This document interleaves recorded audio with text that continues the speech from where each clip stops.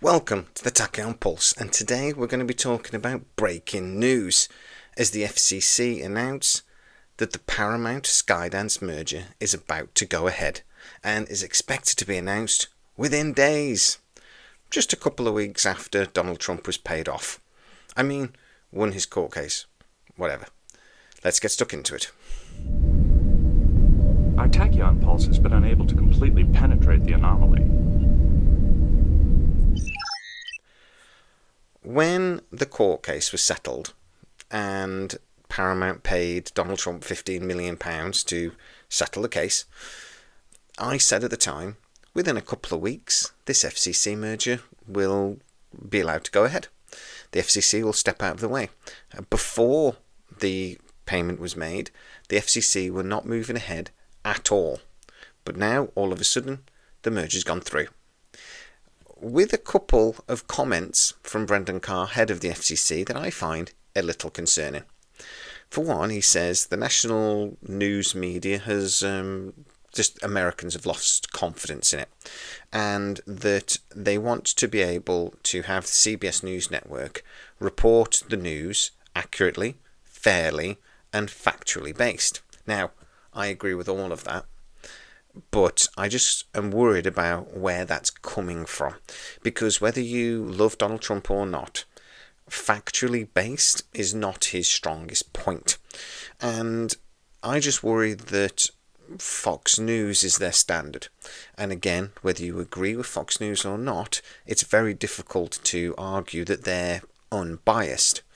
Now, I would love an organisation within American news that was unbiased, because they do definitely split between the two political parties. CNN, very democratic, very right-wing or left-wing. I always get those mixed up. MSNBC, even more so. Fox News, basically Donald Trump sycophants, until quite recently, when you've noticed they've turned on him a little bit. I don't believe that news organisations should have opinion pieces. I think they should present the news as equally and as fairly as humanly possible. That doesn't happen a lot in America, and I do worry that with Donald Trump and Brendan Carr, who is definitely a supporter, demanding certain things from Paramount, that we won't see fair and even and factual based. We will see their version of fair and even and factual based. But hey, look, let's take them at their word for now. The bit that really makes me concerned, though, is that they go on to say they want to see viewpoints from different political and ideological spectrum, across the spectrum. Again, that concerns me a little bit, because there are certain elements within MAGA that shouldn't have a voice, to be honest. There are moderate MAGA and conservatives that I think have very sensible opinions. I think there's an extreme, and I think there's an extreme on both sides, don't get me wrong, that are just crazy, and I don't think they deserve a platform in any way. But, yeah, I'd love to see a news organisation that does not focus on one ideology. That'd be amazing. The one thing that I do find quite concerning is that Paramount yesterday released a statement basically saying that they will eliminate DEI from their policies, but that they will just follow the laws that disallow prejudice, so non-prejudicial laws. I would just argue they're the same thing. The laws that don't allow you to prejudice against anybody for their ethnic background, colour, culture, disability, etc., is what DEI is. DEI is just a tool for putting those laws into practice within a company. I would just argue that actually what Paramount are basically saying is, yeah, we won't do DEI, but we will.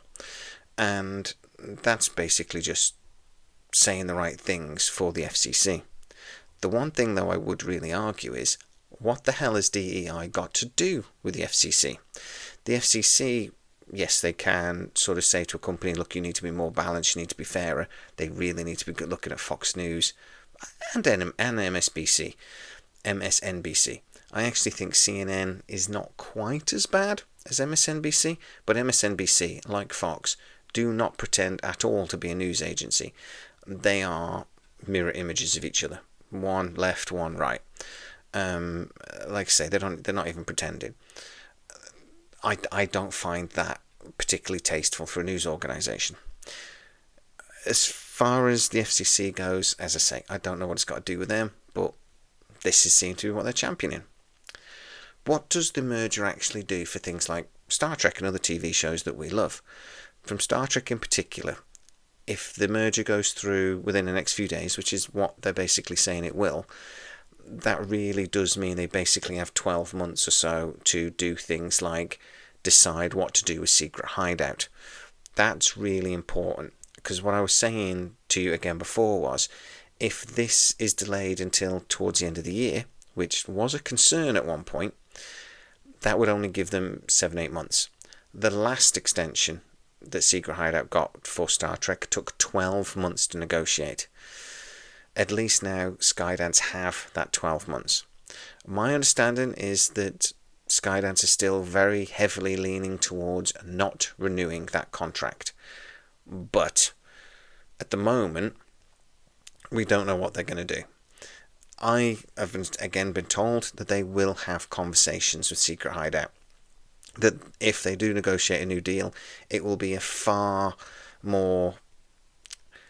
It'll lean towards more Skydance getting creative control, etc. And Secret Hideout will have to give them massive reassurances. But at the moment, Secret Hideout are preparing to lose the contract, which is why we're only getting 6 episodes of Season 5 of Strange New Worlds, because it's the only thing they're confident they can actually complete. That's not going to be for storyline reasons or anything. It is purely a deadline reason. There's no other reason to do 6 episodes rather than 10, other than the fact they're pretty sure they can't schedule it in before the contract ends. They don't necessarily know that the contract is going to be terminated or not renewed, but they have to prepare as if it will not be renewed.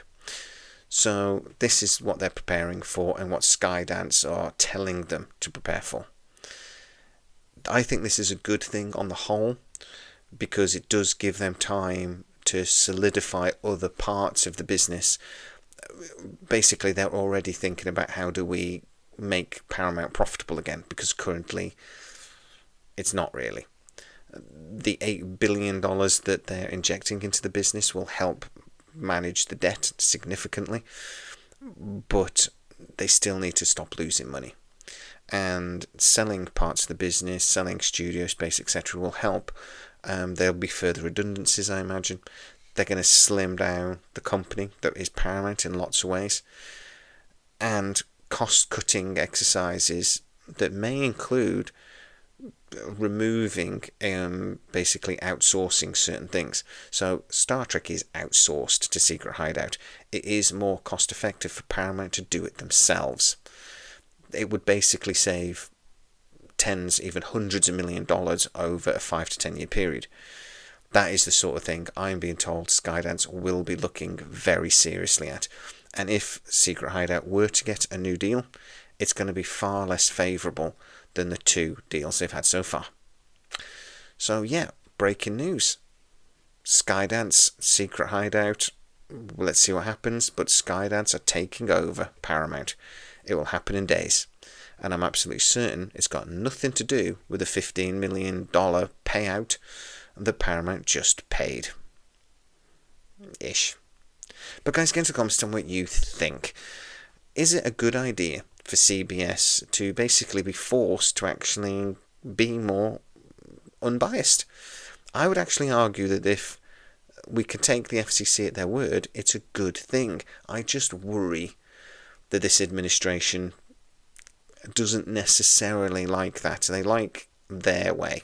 They like their free speech. But get into comments and tell me what you think. If we take them at their word, bonus.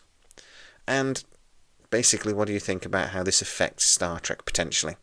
I'd love to know what you think. I think this is timed perfectly for Star Trek. If it had gone on, it's a problem. We would have liked it sooner, maybe. But I think this works. In a way, Skydance and Paramount haven't got enough time. They have to make a decision quite quickly. I think that could be a good thing. For Star Trek fans who maybe want Secret Hideout out anyway. But get into the comments on what you think. If you are new to the channel, don't forget to like, subscribe, with that bell notification. It really helps us out and you'll never miss any of our new videos. Also, you become a member of the channel and get to see a lot of our videos before everybody else. Go check that out. As always, please stay safe, and I'll see you next time. Our tachyon pulse has been unable to completely penetrate the anomaly.